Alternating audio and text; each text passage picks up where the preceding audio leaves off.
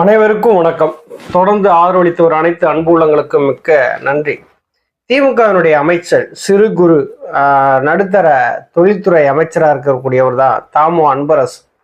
அவர் புரட்சி தலைவி அம்மா அவர்களை பத்தி என்னென்னமோ பேசியிருக்கிறாரு. இது ஐயா ஓபிஎஸ் அவர்கள் மிகப்பெரிய அளவுல கடுமையான கண்டனத்தை தெரிவிச்சிட்டு இருக்காங்க. ஒரு அரசியல் நிகழ்வுக்கு போனீங்க அப்படின்னா உங்களுடைய கட்சியினுடைய சாதனைகள் பத்தி பேசலாம். நாங்கள் என்னென்ன மாதிரி செஞ்சுருக்கோம், அதனால நீங்கள் பேசலாம். ஒரு அரசியல் ரீதியாக நீங்கள் விமர்சனம் பண்ணலாம்.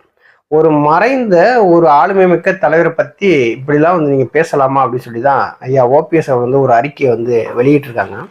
அன்னை இந்திரா காந்தி, புரட்சி தலைவர் எம்ஜிஆர், புரட்சி தலைவி அம்மா, இது பெருந்தலைவர் காமராஜர், ராஜாஜி, இவர்களையெல்லாம் அதிகமாக விமர்சனம் பண்ண ஆட்கள் யாருன்னு சொல்லி பார்த்தீங்கன்னா திமுகவை சார்ந்தவர்கள் தான். ஆனால் இவர்களுடைய ஆளுமை பண்பை பற்றி அவர்களுக்கு தெரியறதுக்கு வாய்ப்பே இல்லை. ஒரு தலைவர், ஒரு மறைந்த தலைவர்களை பத்தி இப்படி பேசலாமா அப்படிங்கிற எண்ணமும் திமுகவினருக்கு கிடையாது.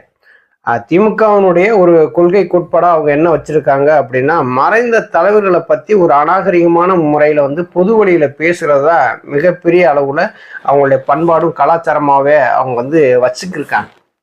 புரட்சி தலைவி அம்மா அவர்களை பத்தி அவர்களுக்கு என்ன தெரியும்? தெரியறதுக்கான வாய்ப்புகள் கிடையாது. ஏன்னா புரட்சி தலைவர் எம்ஜிஆர் உயிரோடு இருக்கும் வரை திமுக ஆட்சி கட்டில் அமரவே முடியல. அதே மாதிரிதான் புரட்சி தலைவி அம்மா அவர்கள் உயிரோடு இருக்கும் வரை திமுகவினால ஆட்சி கட்டில் அமரவே முடியல. அதிமுக எப்போதெல்லாம் பிளவுபட்டிருக்கோ அப்போதெல்லாம் இவங்களுடைய அரசியல் சுகத்தை கண்டவங்க தான் திமுக. புரட்சி தலைவி அம்மா அவர்கள் இந்த நாட்டின் மீது மிகப்பெரிய மரியாதை வச்சிருக்கிறவர். 1965 பார்த்தீங்கன்னா இந்தியா பாகிஸ்தானுக்கு மிகப்பெரிய அளவுல போர் நடந்திருக்கு.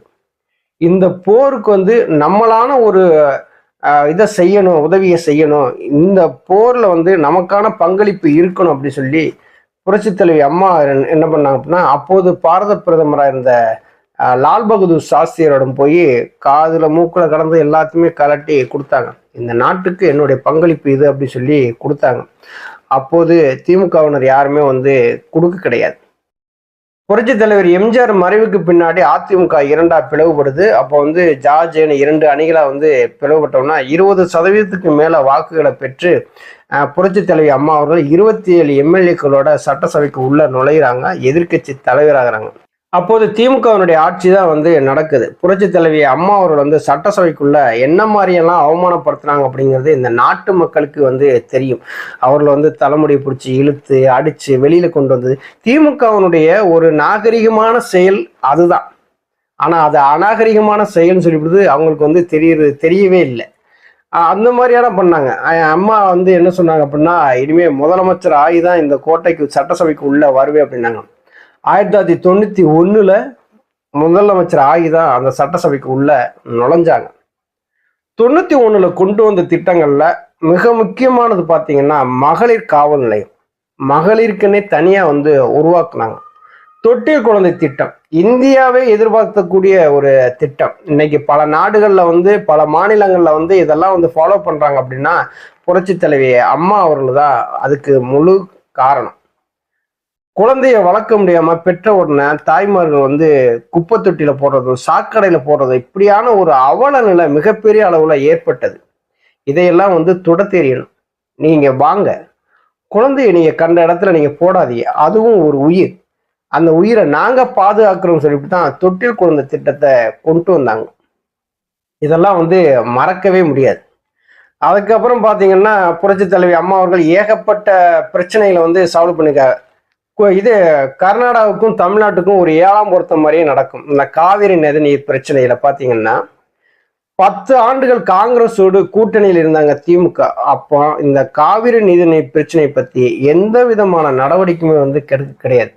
ஆனா புரட்சி தலைவி அம்மா அவர்கள் சுப்ரீம் கோர்ட் வரைக்கும் போய் போராடி அதற்கான தீர்வை வாங்கிட்டு வந்தாங்க. இன்னைக்கு மேலாண்மை குழுன்னு சொல்லிட்டு ஒவ்வொருத்தலா போய் உட்காந்து பேசுறாங்களே, யாரு கொண்டு வந்தது?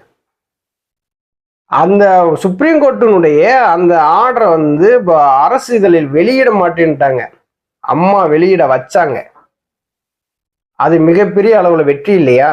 ஏன் திமுக 10 ஆண்டு காலம் காங்கிரஸோட கூட்டணி செய்ய அவங்களால செய்ய முடியாது. ஏன்னா அவங்களுக்கு தேவை என்ன அப்படின்னா, எனக்கு, என் மயனுக்கு, என் பேரனுக்கு, என் பேத்திக்கு யாராருக்கு என்னென்ன இலாக்கா இது அமைச்சர் பொறுப்பு வாங்குறதா குறியாக இருந்தா தவிர மக்களை பற்றி சிந்திக்கிறதுக்கான வாய்ப்புகள் திமுகவுக்கு அறவே கிடையாது. அது நமக்கு நல்லாவே தெரியும். 69% இடஒதுக்கீடு சும்மா இல்லைங்க. 69% சும்மா தூக்கி கொடுத்துருவாங்களா? சுப்ரீம் கோர்ட்ல போராடினாங்க. எங்க தமிழ்நாட்டுக்கு இது வேணும்னாங்க. எந்த மக்களும் பாதிக்கப்படாத வகையில நாங்க 69% இடஒதுக்கீடு எங்களுக்கு வேணும்னாங்க. ஒரு ஆய்வு நடத்தி அதுக்கான ஒரு அறிக்கையை தயார் செய்து சுப்ரீம் கோர்ட்ல கொடுத்து அந்த 69% இடஒதுக்கீடை புரட்சி தலைவி அம்மா அவர்கள் வாங்கி கொடுத்தாங்க. வேற எந்த மாநிலத்துக்குமே கிடையாது. 50% கீழே தான் அவங்களோட இடஒதுக்கீடுலாம். நம்ம தமிழ்நாட்டுக்கு மட்டும்தான் 69% இடஒதுக்கீடு. யாரு பெற்று தந்தது? புரட்சி தலைவி அம்மா அவர்கள். இதை திமுகனால முடிஞ்சதா? கிடையவே கிடையாது. இன்னைக்கு புரட்சி தலைவி அம்மாவுடைய ஆளுமையை பத்தி இழிவாக பேசுறாரு தாமோ அன்பரசு. அவருக்கு புரட்சி தலைவி அம்மாவை பத்தி என்ன தெரியும்? 2011 இருக்கட்டும் 2016 இருக்கட்டும் புரட்சி தலைவி அம்மா அவர் உயிரோட இருக்க வர திமுக ஆட்சி கட்டில அமர முடியல. ஏன்? ஒரு ஆளுமை அங்க இருந்து அரசாட்சி செய்யும் போது மக்கள் விரும்புறான். மக்கள் விரும்புற தலைவனா புரட்சி தலைவி அம்மா அவர்கள் இருக்கிறாங்க. உங்களால திமுகனால முடிஞ்சதா? தான் எடுத்துக்கொண்ட அந்த கொள்கையிலையும் கோட்பாடுகளையும் கடைசி வரை பிடிப்பாக இருக்கக்கூடியவர் தான் புரட்சி தலைவி அம்மா அவர்கள். 2021 சட்டசபை தேர்தலில் தெரு தெருவா கூவிட்டு வந்தீங்களே, நீட்டு தேர்வை நாங்க ரத்து பண்ணிடுவோம், நாங்க ஒரே கையெழுத்துல ரத்து பண்ணிடுவோம், எங்களுக்கு அந்த ரகசியமா இருக்கும் சொன்னீங்க. இதுவரையிலையும் மாணவர்களை நீங்க ஏமாத்திக்கிட்டு தானே இருக்கீங்க. அதிமுகவுடைய ஆட்சி காலத்துலதான் மிகப்பெரிய அளவுல திட்டங்கள்லாம் கொண்டு வந்தது. மக்கள் பயன்பெறும் திட்டமா இருந்தது. ரோட்ல படுத்து கிடக்குறவங்க, அங்க வெளியிலிருந்து தங்குறவங்க, ஒரு கட்டட கட்டும் தொழில் போறவங்க, காலையில எந்திரிச்சு நம்மளால சமையல் பண்ணி கொண்டு போக முடியாது. அவர்கள் அவங்களுடைய வருமானம் எந்த வகையிலும் பாதிக்கப்படக்கூடாது, அவங்க சேமிப்பா இருக்கணும். அதுதான் மக்களுக்கு நல்லது, இந்த நாட்டுக்கு நல்லதுன்னு சொல்லி அம்மா உணவகம்ங்கிற ஒரு திட்டத்தை கொண்டு வந்தாங்க. அது இன்றளவும் பேசும் பொருளாக. காரணம் என்ன? 10 ரூபாய் இருந்தா போதும், ஒரு நாள் நீங்க பசியாறிடலாம். அந்த அளவுக்கு புரட்சி தலைவி அம்மா அவர் அதை கொண்டு வந்தாங்க. அதுக்கடுத்து விலையில்லா மடிக்கணினி, விலையில்லா சைக்கிள், கல்வியில அவங்கள மாதிரி ஒரு ஆளுமையை பார்க்க முடியாதுங்க. அப்படி ஒரு ஆளுமையா இருந்த புரட்சி தலைவி அம்மா அவர்களை பத்தி தாமு அன்பரசு இதெல்லாம் நம்ம சொல்றதெல்லாம் ஒரு குறிப்பிட்டதை சொல்றோம். நிறைய இருக்கு அம்மாவை பத்தி சொல்றாருந்தா.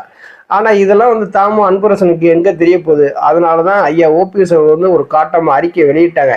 இனிமேல் புரட்சி தலைவி அம்மா அவர்களை பத்தி தரக்குறைவா பேசுற தாமு அன்பரசை உடனடியாக நீங்க அமைச்சர் பதவியிலிருந்து தூக்குங்கன்னு சொல்லிட்டு ஒரு அறிக்கையை வெளியிட்டு இருக்காங்க. நன்றி, வணக்கம்.